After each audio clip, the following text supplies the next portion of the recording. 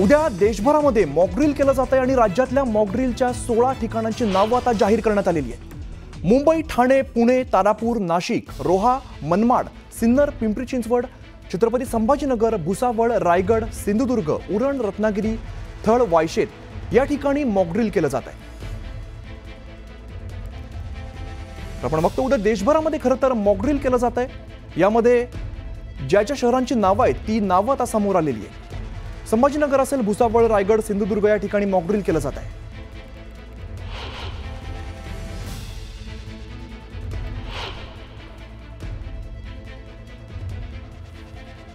राज्यात मॉकड्रिलच्या 16 ठिकाणांची नावं जी आहेत ती आता समोर आलेली आहेत।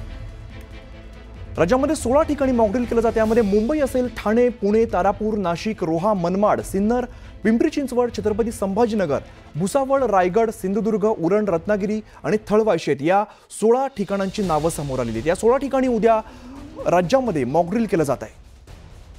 युद्धजन्य प्रसंगी नेमकं काय करायचं, कशा प्रकारे ती वेळ हाताळायची या संदर्भातलं ट्रेनिंग आपल्याला म्हणता येईल हे उद्या मॉकड्रिलच्या माध्यमातून सगळ्या नागरिकांना सांगितलं जाणार आहे।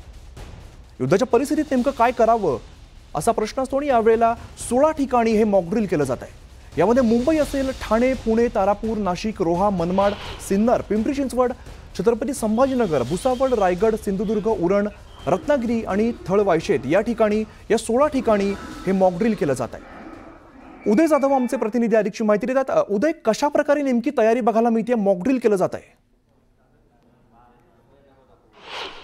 आपल्याला जी माहिती मिळते ती म्हणजे नागरी सुरक्षा दलाची महत्त्वाची बैठक जी आहे ती मुंबईत सुरू झालेली आहे। या बैठकीला राज्यातील सर्व जिल्हाधिकारी कार्यालयातील जे आपत्कालीन अधिकारी आहेत ते देखील उपस्थित असल्याची माहिती मिळते। या सर्व आपत्कालीन अधिकाऱ्यांना या नागरी सुरक्षा दलाचे संचालक माहिती देत आहेत की उद्या महाराष्ट्रात जे मॉकड्रिल होणार आहे, जवळपास 16 शहरांमध्ये हे मॉकड्रिल होणार आहे। त्या 16 शहरांमध्ये मॉकड्रिलमध्ये दरम्यान नेमकं काय करायचं आहे, हे मॉकड्रिल दिवसा देखील घेतलं जाणार आहे आणि रात्री देखील घेतलं जाणार आहे।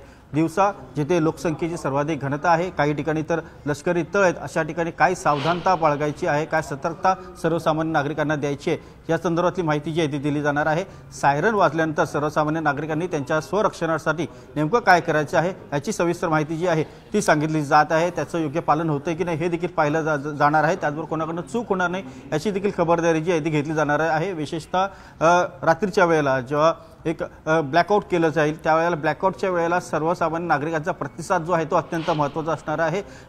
सर्वांच्या घरातील सोसायट्यांमधील जे वीज आहे ती पूर्णपणे म्हणजे बंद करायची आहे। त्याचबरोबर रस्त्यावरती जर वाहनं चालत असेल तर वाहनांचे दिवे देखील बंद करायचे आहेत। इव्हन मोबाईलचे जे लाईट्स आहेत स्क्रीनचे ते देखील बंद ठेवायचे। संपूर्ण ब्लॅकआउट म्हणजे ब्लॅकआउट असा एक संतोष 100% जो आहे पालन ते करण्यासाठी काय सूचना द्यायच्या आहेत या संदर्भातली माहिती जी आहे ते स्वतः नागरी सुरक्षा दलाचे डायरेक्टर जे आहेत सर्व जिल्हाधिकाऱ्यातील आपत्कालीन अधिकाऱ्यांना देत आहेत। त्यांचं पालन करण्यासाठी प्रत्येक तालुका स्तरावरती असेल किंवा शहरांमध्ये कशा प्रकारे एकूण अंमलबजावणी केली गेली पाहिजे याची देखील चाचपणी जी आहे ते केली जात आहे। आज दुपारी साधारणतः 2:30 वाजता नागरी सुरक्षा दलाचे डायरेक्टर जे आहेत ते पत्रकारांशी संवाद साधणार आहेत आणि त्या संदर्भात अधिक माहिती जी आहे ते देणार आहेत। कशा प्रकारे एकूण सुरक्षा जी आहे माहिती जी आहे ती नागरिकांपर्यंत पोहोचवायची आहे, नागरिकांच्या सुरक्षेची कशी काळजी घ्यायची आहे। सगळ्यात महत्त्वाचं जे एकूण 16 ठिकाणे जे आहेत केंद्रीय गृह विभागाने घोषित केले त्यामध्ये अर्थातच देशाची आर्थिक राजधानी मुंबई देखील आहे। मुंबईमध्ये देखील अनेक अतिसंवेदनशील अशी ठिकाणं आहेत। देशाच्या संरक्षणाच्या दृष्टिकोनातून देखील अनेक लष्करी तळ आहेत,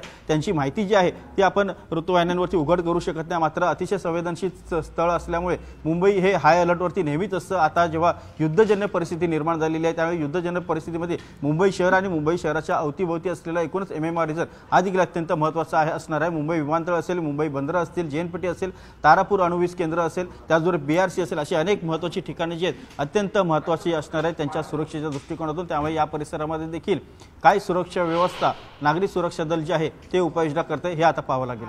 निश्चित उदय, मुंबईमध्ये तरी जय्यत तयारी बघायला मिळते। आपण जाऊया ज्ञानेश्वर साळुंखे यांच्याकडे। ज्ञानेश्वर, कोकणामध्ये कशा प्रकारे मॉकड्रिल केलं जाते, रत्नागिरी आणि सिंधुदुर्गामध्ये मॉकड्रिल घडत आहे?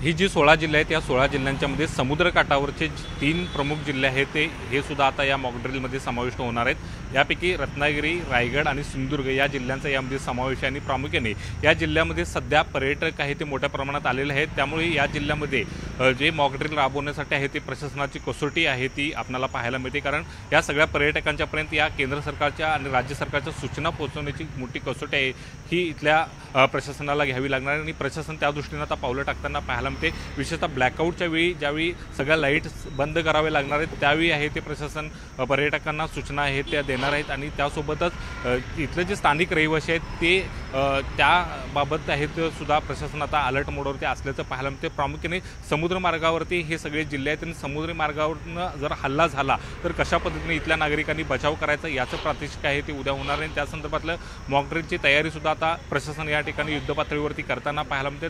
सकाळपासूनच आहे ते आपत्ती व्यवस्थापन विभागाच्या बैठका आहे ते होताना दिसून येतात. कोणत्या भागामध्ये आहेत ते हे मॉकड्रिल करायचे याची तयारी सध्या सुरू असताना पाहायला मिळते. विशेषतः गणपतपुळेसारखं गजबजलेलं पर्यटन स्थळ आहे, सिंधुदुर्ग, कणकवली बाजारपेठ आहेत, मालवण किल्ला जिथं आहे तिथं मोठ्या प्रमाणात पर्यटक असतात, मानवी वस्ती मोठ्या प्रमाणात आहे. आणि हे सगळे समुद्रकाठावरचे पर्यटन स्थळ आहेत ते या अतिरेक्यांच्या रडारवरती असू शकतात असं संभाव्य धोका लक्षात घेऊन या ठिकाणी मॉकड्रिलचे आखणे आहे ते करण्यासाठी प्रशासन सज्ज झाल्याचं पाहायला मिळते. अर्थात उद्या ज्यावेळी मॉकड्रिल पार पडते त्यावेळी नागरिकांचा या संदर्भात प्रतिसाद कसा मिळतोय हे सुद्धा पाहणं महत्त्वाचं असणार आहे. कारण अशा पद्धतीचं अनेक वर्षानंतरचं मॉकड्रिल आहे ते राज्यामध्ये पार पडते, देशामध्ये पार पडते आणि त्यासाठी नागरिक सुद्धा उत्सुक आहेत. आणि प्रशासनाच्या सूचनांची जे आहे ते आता अंमलबजावणी करण्यासाठी ते सज्ज आहेत. मात्र प्रशासनाकडून नेमक्या या संदर्भातल्या काय सूचना येतात, काय सज्जत राहण्याचे आदेश दिले जातात याकडे आता सगळ्या नागरिकांचं लक्ष लागल्याचं पाहायला मिळते. निश्चित ज्ञानेश्वर, धन्यवाद या सगळ्या सविस्तर माहितीसाठी. यानंतर आपण जाऊया लक्ष्मण घाटोळ यांच्याकडे. नाशिकमध्ये नेमकं कशा प्रकारे काळजी घेतली पाहिजे सांगितलं जात आहे.